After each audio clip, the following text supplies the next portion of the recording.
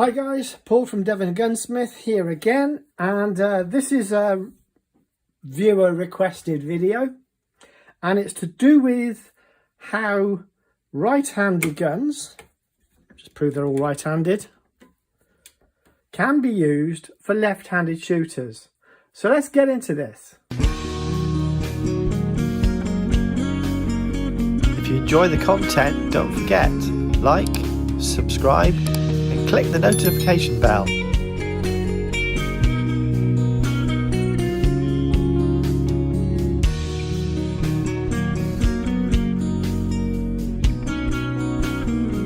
Okay guys, all you right-handed shooters out there, that's about 90% of the UK shooting population, don't turn off, because if you ever have a gun for sale and the chap happens to be left-handed, you can show your gun the advantages on the features that would allow him to have it stock bent to shoot left-handed. So I'm going to pick this gun. The make is less important than the feature. You will see that this stock bolt, because they're all over-unders I'm showing you, the stock bolt has got a right-handed bias, which means the cast is left-handed. Okay, so this is an Italian gun. In fact, it's a Rizzini, but it could be any gun. So what the answer to all of this for the left-handed shooter is, ask the person or the gun shop to take the back plate off. Look here. If you're in luck, you already know, because you would have probably sighted down the barrels and looked at the bias, and it leans to the left or on the cast. If you're lucky, it's got a left-handed stock, which is even easier to make more left if necessary.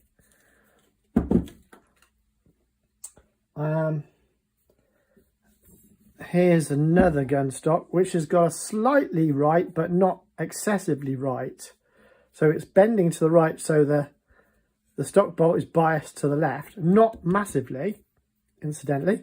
So it's not quite, but nearly neutral. That's Perazzi.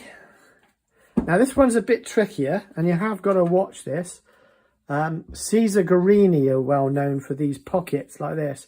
They can be as little as 5mm each side, which is a right pain when it comes to bending the stock. In fact, this is a Browning from the FN Brownings. Now, I've got to get the light just right. I might have to zoom for this, see if I can get it there. I'm going to have to just tell you, aren't I? Oh, there you go. Right. If you look down in here, I'll try and catch the light. It's really difficult to do. Right, there you go.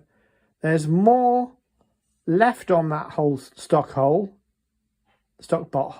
hole than right. So it's got a right bias. And if you look how far down the stock bolt comes, you can only really effectively bend that part, so you're already up against it. It's not impossible, but Caesar Guarinis are the worst for this. They have a very narrow pocket there, literally no wood in there. So when you're putting pressure on it, it's got a liability to crack, especially if it's got a nice grade 5 or something. And then the more common beretta. This is a classic. It's got that typical right-hand cast bias on the bolt, which means that it's already leaning that way. Not to be said that it can't be adjusted. They can be. There are two ways. Stock bending here, but you have to ascertain, using a long reach screwdriver, where the stock bolt finishes. So I've got all of that. Oh, got to zoom out, guys. Sorry, guys, didn't realise. Zoom out. I've got all of that there to bend. Now, if you wanted it neutral, I could get it there. I've got to push it across by at least 1/4 inch to get it to be more or less neutral. And then another, so I'd have to, if you wanted a 1/2 inch cast on, I'd have to take it to centre by 1/4 inch and then put another 1/2 inch on after. So, but it is possible. And in the event that it isn't possible, a gunsmith worth his salt can carve this out here to increase the bias there. He'll have to shave something off here and possibly inlet a little bit there, but not too much. Just a millimetre or so will give you quite a movement on the back. That is what I call the case of last resort. I don't like inletting onto actions. It's time consuming. It can be done, but it's time consuming. So that's the first thing you can do. And then to get into the DIY version of stock bending, if you have a gun that's suitable and you're able to heat it up somehow with lamps or tungsten lights or something, using the trusty plywood block, you can actually clamp it to a table, selecting something flat to clamp it with. Whoops, I'm off camera again, aren't I? Sorry guys. Right, you can actually clamp it there to the table. Once that's heated up, you can use an electric paint stripper, but you'd have to put some muslin or a white tea towel or something like that over there, bit of foil to protect the areas that you don't want scorching with heat, and then you would apply heat to probably this surface and push it down, and then with a wood pad, you would squeeze that down to hold it in place, measuring your offset with a ruler, like so. So you'd measure the centre where whatever you clamp, you measure it to the centre of usually your top lever or to the trigger guard, and then measure that centre offset there. Then you pull it down by whatever that is. I'm trying to do it while clamping. You need enough clearance underneath here to be able to do that. I'll do another angle of that. Okay, so you can see there's plenty of clearance under here. There's 3 fingers of clearance in whiskey terms. There's 2.5 inches under here, so I'm able to get a bit of heat around this, and then with some muslin cloth wrapped around this and foil protecting all the rest of it, tied on with some wood and string, you could, with a little bit of linseed oil soaking into that, you could use a paint stripper to warm that surface. Having this clamped here, over here, firmly, I can get quite a bit of stock adjustment done. And what you would do there is you'd use another pad of wood here, like so, and you'd simply draw down.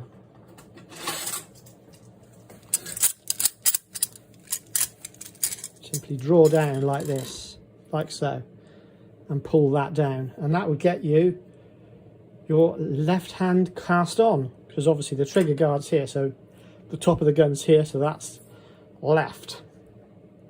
So that's the very simple summation of how to do it. This is the poor man's trick. But obviously these are just guns I pulled off the rack to swiftly answer the question.